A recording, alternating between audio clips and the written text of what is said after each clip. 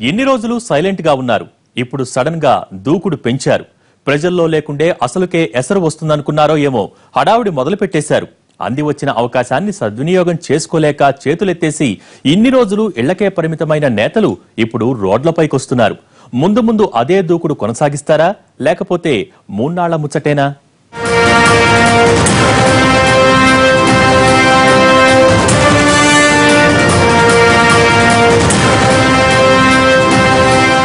Telangana ఇచ్చామన్న sentiment ని ఏమాత్రం work out చేసుకోలేక రోజు రోజుకి దిగజారుతూ వచ్చింది కాంగ్రెస్ పరిస్థితి. అలాంటి పార్టీ ఇప్పుడిప్పుడే పుంజుకునే ప్రయత్నం చేస్తోంది. గత ఎన్నికల్లో ఓవర్ కాన్ఫిడెన్స్ తో వ్యవహరించి కోలుకోలేని దెబ్బతిని ఎన్ని రోజులు ఇళ్లకే పరిమితమైన నేతలకు ఇప్పుడిప్పుడే జ్ఞానోదయం అవుతున్నట్లు కనిపిస్తోంది. ఆ క్రమంలో ప్రజల సమస్యలపై రోడ్లపైకి వస్తూ వారికి మేమున్నామని భరోసా ఇచ్చే ప్రయత్నాలు చేస్తున్నారు నేతలు. ర్యాలీలు, ఆందోళనలతో హడావిడి చేస్తున్నారు. అవసరమైతే దీక్షలకు సైతం కూర్చోడానికి మేము వెనకాడమంటున్నారు.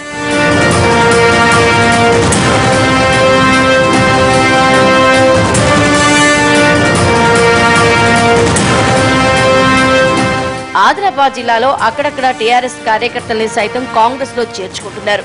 వచ్చే ఎన్నికల్ని దృష్టిలో పెట్టుకుని దూకుడు పెంచాలనుకుంటున్న నేతలు ఇప్పటి నుంచే ప్రజల్లో ఉంటే అప్పటికల్లా ట్రాక్ లో పడొచ్చనే ఉద్దేశంతో ముందుకెళ్తున్నట్లు కనిపిస్తున్నారు.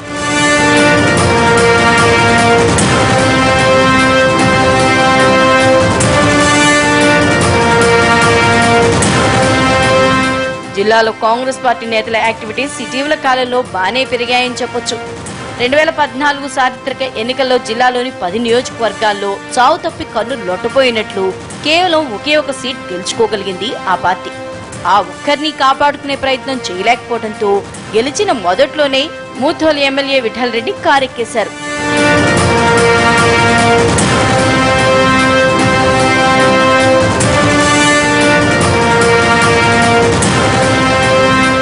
టీఆర్ఎస్ అధికారంలోకి వచ్చిన తర్వాత మొదటి 6 నెలలు ప్రజా సమస్యలపై కార్యక్రమాలు చేపట్టిన కాంగ్రెస్ ఆత్మహత్యలు చేసుకున్న రైతుల కుటుంబాలకు పార్టీ తరఫున కొంత ఆర్థిక సాయం కూడా అందించింది. అంతేకాదు అప్పట్లో ఏఐసీసీ ఉపాధ్యక్షుడు రాహుల్ గాంధీ రైతు భరోసా యాత్రలో భాగంగా నిర్మల్లో పర్యటించారు. ఆత్మహత్య చేసుకున్న రైతు కుటుంబాల్ని పరామర్శించి మేం మీ వెంటే ఉంటామన్న భరోసా నింపే ప్రయత్నం చేశారు. గులాబీ నేతలు రాహుల్ టూర్ పై స్పందించి ఎదురుదాడి సైతం చేశారు. అయితే ఆ తర్వాత కాంగ్రెస్ నేతలు అదే దూకుడును కంటిన్యూ చేయలేకపోయారు.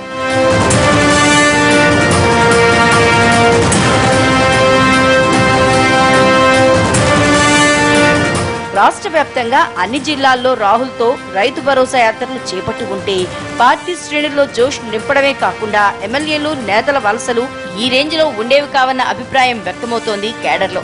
అయితే ఈ వ్యవహారం ఖర్చుతో కూడుకున్న పని కావడంతో ఎవరికి వారు ఎందుకొచ్చిన తలనొప్పి మనకెందుకులే అని వదిలేయడంతో ఇప్పుడు కాంగ్రెస్ కి పరిస్థితి వచ్చిందనే వాదన వినిపిస్తోంది.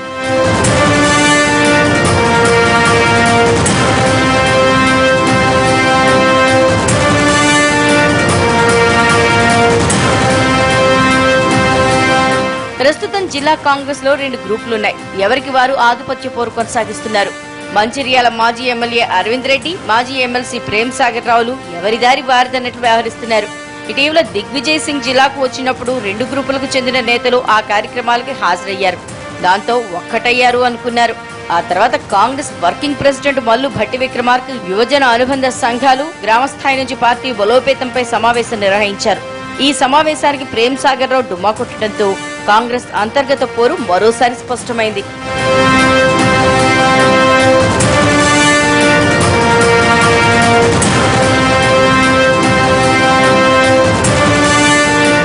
ప్రస్తుతం మంచిర్యాలలో పార్టీ కార్యక్రమాలు, సమావేశాలు సైతం ఇద్దరు ఎవరికి వారు వేరువేరుగా నిర్వహించుకుంటున్నారు. జిల్లా విభజన జరిగి మంచిర్యాల జిల్లా ఏర్పాటైతే ఈ వర్గపోరు మరింత పెరిగే అవకాశాలు కనిపిస్తున్నాయి. ప్రస్తుతం జిల్లాలో ఆదిలాబాద్, నిర్మల్, మంచిర్యాల, ముథోల్, ఆసిఫాబాద్, బోధ్ నియోజకవర్గాల్లో అంతో ఇంతో బలంగా కనిపిస్తోంది. మిగిలిన చోట్ల ఆ పార్టీకి నాయకత్వలేమి స్పష్టంగా కనిపిస్తోంది. అయితే ప్రజల సమస్యలపై ఆందోళనలు కేవలం ఆదిలాబాద్, నిర్మల్, మంచిర్యాలలో మాత్రమే జరుగుతున్నాయి. కనీసం ఆ నియోజకవర్గాల్లో అయినా ఉనికి చాటుకోగలుగుతున్నామన్న ఆనందం వ్యక్తమవుతోంది పార్టీ కేడర్లో. అయితే మంచిర్యాలలో వర్గపోరే వారికి మింగుడు పడుతున్నట్లు కనిపించడం లేదు. జిల్లా ఇన్ఛార్జిగా ఉన్న మాజీ హోంమంత్రి సబితా ఇంద్రారెడ్డి ఆ 2 గ్రూపుల్ని ఏకతాటిపైకి తెచ్చే ప్రయత్నాలు ఇంతవరకు కొలికి రాలేదు. ఏదేమైనా కాంగ్రెస్ నేతలు జనంలోకి వచ్చే ప్రయత్నాలు మొదలుపెట్టడం పార్టీ శ్రేణులకు కొంత ఊరటనిస్తున్నాయంటున్నారు. చూడాలి వారి ఆనందం ఎంతకాలం నిలుస్తుందో.